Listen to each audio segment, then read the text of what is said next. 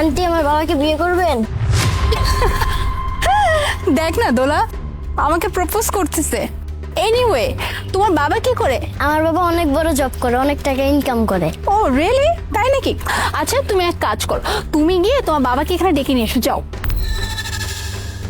মোনা, তোর কাছে তো অলরেডি বয়ফ্রেন্ড আছে, তাহলে এই পিচ্চির বাবাকে কেন ডাকতে বললি? কিছুই তো বুঝতে পারছি না। সো হোয়াট, বয়ফ্রেন্ড আছে, আর আজকাল এমনি তো 3-4টা বয়ফ্রেন্ড থাকার কোনো ব্যাপারই না, আর আমার তো জাস্ট একটা আছে।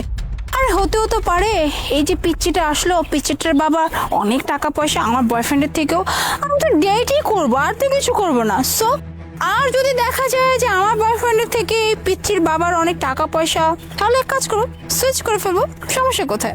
দেখ মোনা, তুই যেটা করছিস এটা কিন্তু একদম ঠিক না। তুই মানুষটাকে ঠকাবি কেন অযথা? তুই চুপ কর, আমার লাইফ নিয়ে তোকে ইন্টারফেয়ার করতে হবে না, ঠিক আছে? আমার লাইফ নিয়ে আমি বুঝবো। এই যে আমার নতুন মা।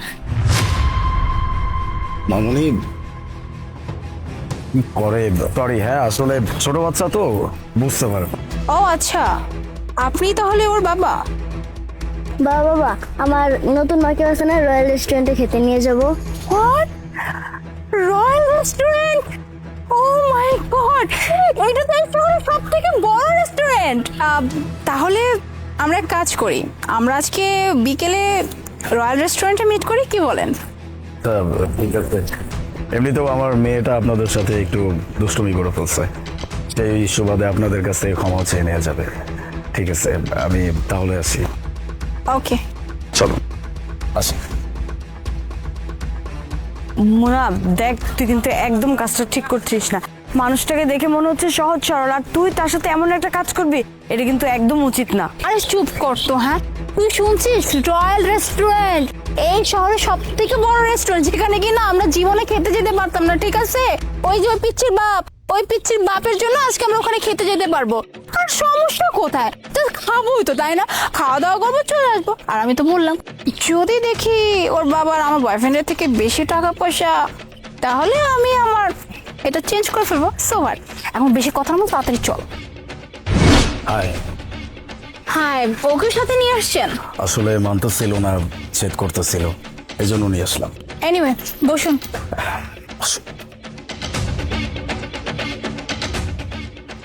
আপনি চাইলে কিন্তু আর একটু বেটার কিছু পরে আসতে পারতেন, আই মিন ভালো লাগতো আপনাকে দেখতে।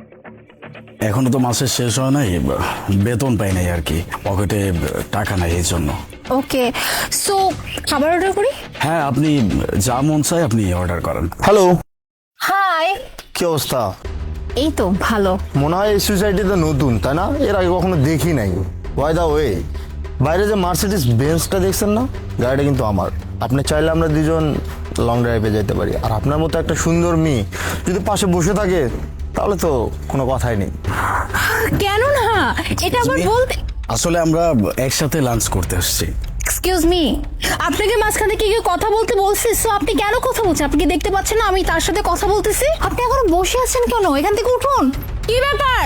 উঠতে বলছেন? আপনার মেয়েকে নিয়ে এখান থেকে বের হন, বের হন। আমরা না একসাথে খাওয়ার জন্য আসছি। Food is my food, please এখান থেকে বের হন। আপনাকে আমি সহ্য করতে পারতেছি না, বের হন এখান থেকে। মামুনি চলো। প্লিজ বসেন। যাক, বলেন কি খাবেন?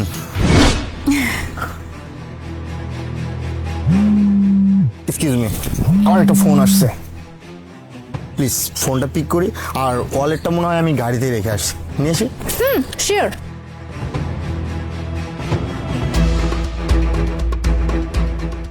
ম্যাম, বিলটাকে করে দিব? আপনি একটু ওয়েট করেন, আমার সাথে যে লোক আছে উনি আসতেছে। আচ্ছা ম্যাম, ঠিক আছে, থ্যাংক ইউ।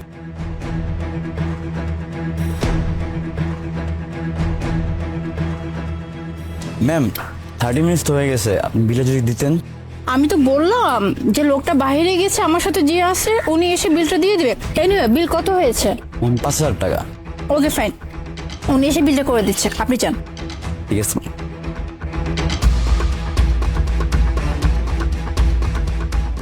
ম্যাম সময় তো অনেক হলো, এবার বিলটা দিতে হবে। আমি তো বললাম যে উনি এসেই বিলটা করে দেবে, তাহলে এত বারবার একই কথা বলার কি দরকার? আপনি বারবার কেন আসছেন আমার কাছে? আপনি দেখতে পাচ্ছেন তো উনি এখন আসেনি। ম্যাম উনি তো নাই, উনি তো চলে গেছে। কি?